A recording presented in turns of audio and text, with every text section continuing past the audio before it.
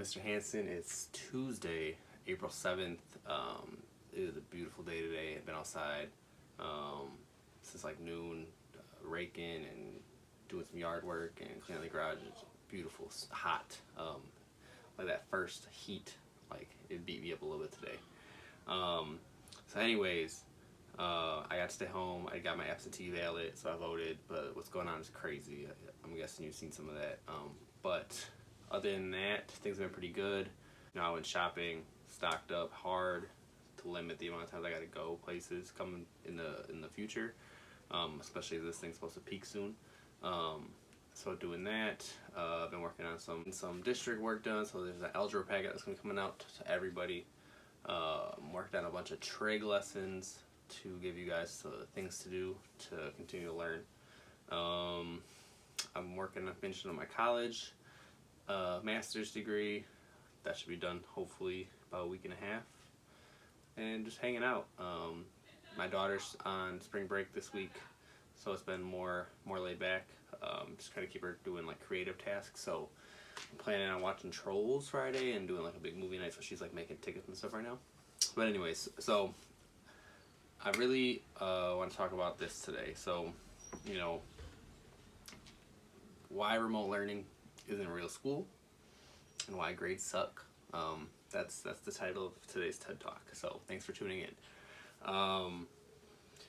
So this whole educational system, you know, it's been built around this exchange market where we motivate kids to complete tasks and do work and follow directions in exchange for a grade. That's the prize. I think if you ask kids, a lot of kids, what school's for and why should they try hard in school, and their answer is going to be to get good grades. It's not going to be much more than that. So oftentimes what happens is, you know, kids show up to school and they complete these mundane routine tasks, and their purpose in their mind, in the student's mind, the purpose is to get as many points as possible. A lot of times I don't think our kids view things as what am I learning? So they're not actively engaged in learning, and they're not actively engaged in trying to fully understand the content, the standards, and the skills that they should be learning. So, you know, right now, we're in a time where work isn't being graded, or work can't be graded, or it's different. Every school is different right now.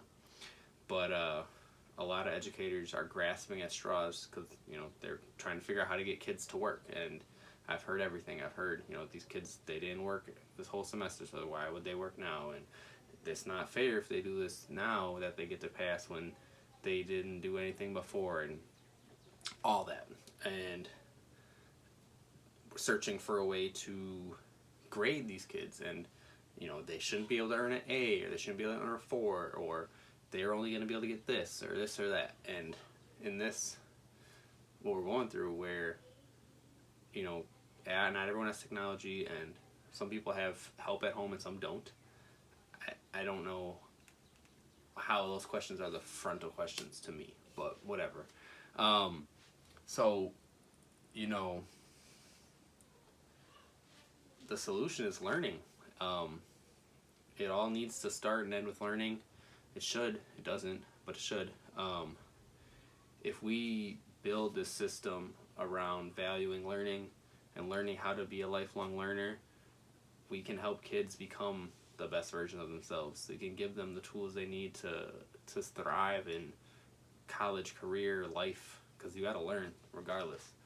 And it's tough for teachers and the system and administrators. I get it, because the system's been this way for a really long time.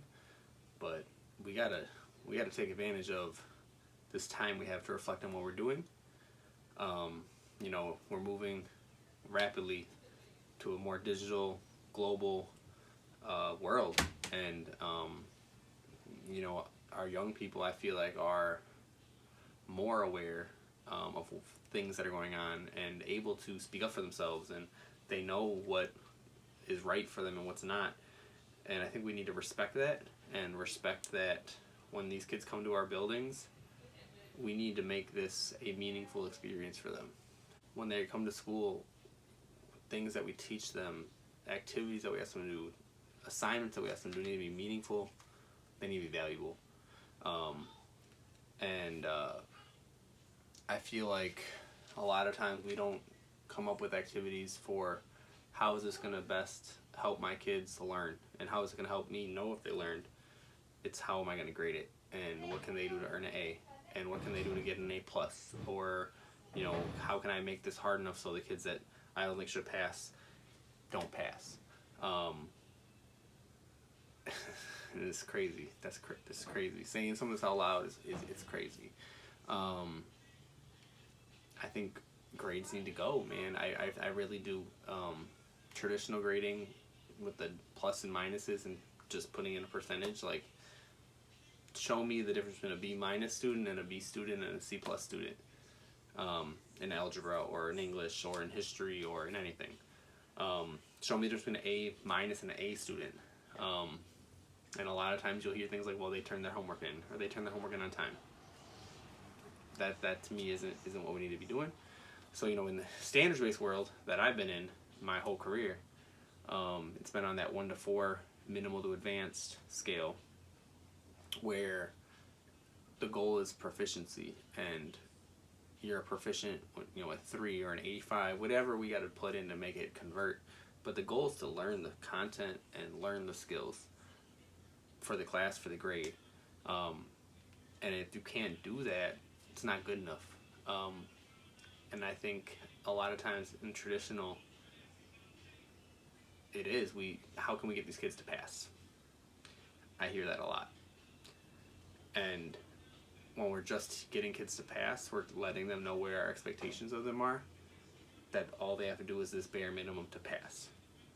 And we don't want, kids to get hung up in school and lose opportunities because of a system or their past or whatever else. But when you don't teach kids to thrive for greatness, what's going to happen when they leave us, when they get out of high school, when they go get a job, when they go to college? Like, we see it all the time. These kids struggle.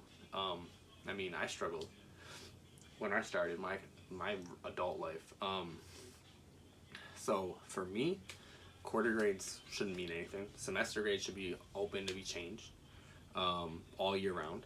Final exams really shouldn't be a thing. It should be a portfolio review and another opportunity to improve your level of understanding and show me that maybe you were a 3 and now you want to be a 4, or maybe you are in between a 2 and a 3 and I'm not really sure where to place you, so I'm going to ask you to do something else so I can feel confident giving you a grade. A grade needs to have meaning. A grade should tell me how prepared you are for the next course. A grade should tell me how well you understood the content of this course, and it really should be a predictor for what you're going to do on ACTs and going forward. If you're getting B's and A's, like, you should be on top of your stuff. You should know your stuff. And if kids know their stuff, they're going to be able to test into better entry-level courses. So these grades, they should mean something.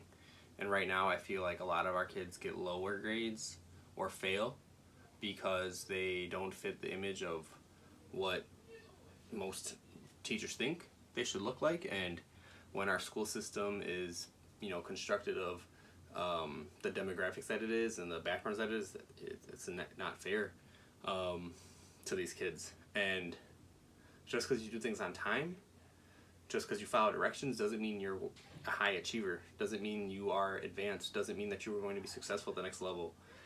And there's a difference between following directions and following rules and being able to complete a task and being able to think. And I want thinkers in this world. You gotta, obviously it's a blend, right? But our current system, we're creating rule followers. The jobs that need problem solvers don't want that. So going forward, utilizing quality-based rubrics. What does quality look like? What does proficiency look like? What does advanced look like? I can solve a multi-step equation. I can justify my answer to a multi-step equation. I can represent a real-world situation with equations, indicating where that stands on the whatever scale you're using. I'm a fan of 1 through 4. Not punishing students for turning things in late and not completing the homework. I did not need to do the homework in most of my classes. And my grades for some of my classes were lower than they were because I didn't do the homework. I didn't need to. Why would I do something that I already know? Now, there is a correlation between practice and success, but we need to teach kids that, because in real life, if you don't practice, you won't perform, but you don't get paid for practice. I don't get paid to become a better teacher and study and learn new things. I do that all on my own. Unlimited number of retakes. Kids should be able to retake an assessment as many times as they need to. We punish students for not learning as fast as their peers or for coming in lower than their peers. We don't reward kids for learning. We reward kids for hitting a checkpoint at a certain time because it's convenient for our grade book. Because we don't want to go back and regrade things. We don't want to send these out, and it's not working. It's not working. The next thing we can do is start evaluating our tasks, our activities. What are we asking our kids to complete? Why? Is it worth their time? Do they think it's worth their time? Can they use the feedback that I can provide to learn more, to become better? Can I provide meaningful feedback on this activity? If the tasks don't empower you as a teacher to assist students in learning, you got to throw them out. Is it worth your time to even grade this, to look at it? A lot of times, the answer is no for some of the things that are going on. Everything we do needs to have impact, have meaning. And if we're not using that, especially on block schedules, when some of our kids have really poor attendance and they show up and we're just doing garbage, what is that telling them what school is? We got to get rid of, coloring in maps and these I gotcha rubrics and, these things that say, if it's good enough or if it's creative enough, and there's no meaningful, actual, tangible way for kids to know if they're meeting that or not, and it's up to the teacher, and that's not fair either. This late work point stuff kills me. What's the point? Why would I as a student do late work if, let's say I'm at a 72%? What's the point of me doing these late assignments to get 50% and go up to like a 75% or something? That's not changing my grade. It's not changing my grading in a meaningful way, if it is at all. And you clearly, as a teacher, are telling me that you don't value me to learn this stuff, because otherwise you would be demanding that I do it. When kids miss stuff for me, they got to do it. They got to do it until they do it, and they got to do it until they do it right. And that everybody doesn't get there, but I'm going to keep on pushing until I get as many proficiencies as possible. Or I can get that kid as far as I know I can get them at that time. I think it's pretty apparent that when we tie all these things to a grade, it's just not working. What if I, as a teenager, don't care about grades right now? What if I don't see the value in them? What if I don't see the connection of, if I have a C, it helps me get this. If I have a B, it helps me get this. What if I just don't care? Why should I thrive for greatness? If I'm passing, and that's all the message I'm hearing is that you need to get your credit pass, why should I try to excel? If I'm getting a B and my parents are happy with that because, I've never been a B student in math before, what is pushing me to try to be advanced? When all day long we're just talking about grades and GPA. And we have these reminders on, these infinite campus tools and different things where it's automatically updated, and we have this obsessive anxiety-based things going on where students and parents are frantically checking, and arguments are happening over grades. And we're not talking about learning. And when I have conversations with parents and students, a lot of the times we just want to talk about grades. And I can't have a meaningful conversation when the only thing that we care about is grades. It's got to be about what are we learning, what do we got to do to improve our learning, and yes, that'll be reflected in your grade at the end, but the journey to get there is more important. The destination is just a consequence of your result. It's like working out and eating healthy. If you do those things, you'll probably, if you want to lose weight or gain weight or whatever, or, just be more fit, you will. If you just stare at the scale all day and jump on the scale 10 times a day, you're not doing anything to get you there. I want us to understand that, this whole grading thing is really, it's just showing itself more now, because remote learning is not real school.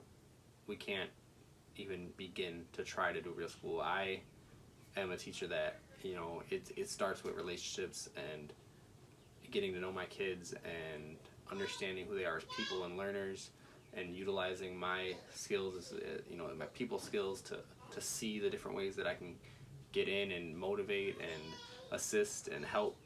And none of that's happening right now. I haven't talked to at least half of my kids.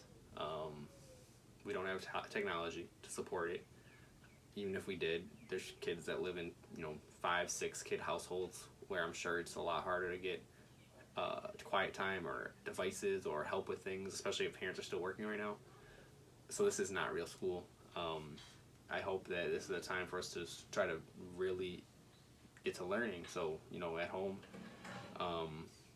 my daughter's doing some schoolwork, some traditional schoolwork, but she's doing a lot of, creative things and Legos and cooking and baking and spending time outside and asking questions about things and watching documentaries, and, she's learning.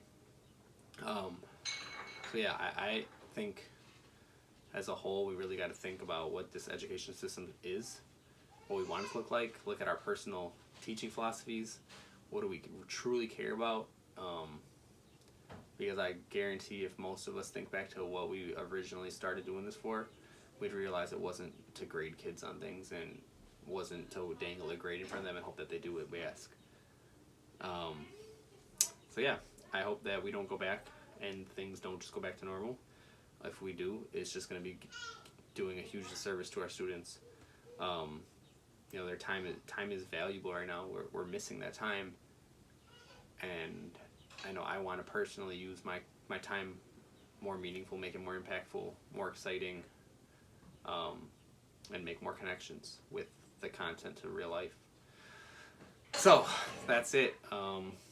Grades suck. Thanks for coming to my TED Talk. I'll see you guys later.